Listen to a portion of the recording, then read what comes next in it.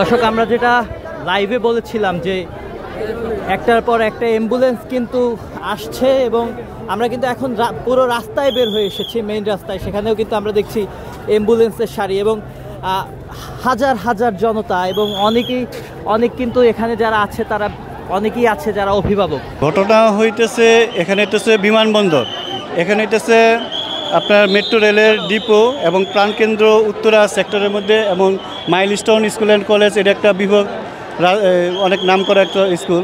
এখানে শিক্ষা ব্যবস্থা খুব ভালো, যার কারণে দূর দূরান্ত থেকে মানুষ এখানে লেখাপড়া করার জন্য আসে। কিন্তু মূলত হইতেছে এখানে বিমান দুর্ঘটনাটা হওয়ার পরেই মানুষ আতঙ্কিত হয়েছে এবং কি দূর দূরান্ত থেকে মানুষ আসা এটা পর্যবেক্ষণ করতেছে, দেখতেছে এবং আত্মীয় স্বজন আসা তাদেরকে অভিভাবক বা আইনশৃঙ্খলা বাহিনী, সেনাবাহিনী, অঙ্গ সংগঠনের যত আছে মানুষ, স্বেচ্ছাসেবক দলের কর্মীরা, তারা স্বেচ্ছায় মানুষদের উদ্ধার করে হাসপাতালে নিয়ে যাইতেছে এবং অনেক ছাত্র, অনেক ছাত্রী আহত হয়েছে, অনেক সমস্যা হয়েছে।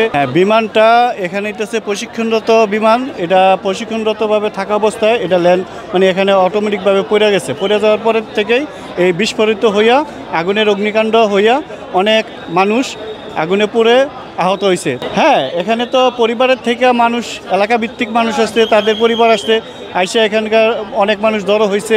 হওয়ার পরে দিয়ে আইনশৃঙ্খলা বাহিনী, বিশেষ করে ধন্যবাদ জানাই সেনাবাহিনী, আইনশৃঙ্খলা বাহিনীর তৎপরতায় মানুষদেরকে যেভাবে হোক যারা অগ্নিগত হয়েছে তাদেরকে দ্রুত হাসপাতালে নেওয়ার ব্যবস্থা করছে।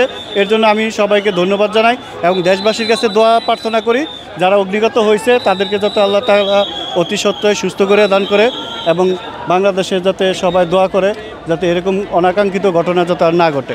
বান্ডেল থাকলে প্রতি সেনমানিতে টাকা বাঁচবে। বিকাশ সেনমানি বান্ডেল কিনে জিতুন প্রতি লেনদেনে।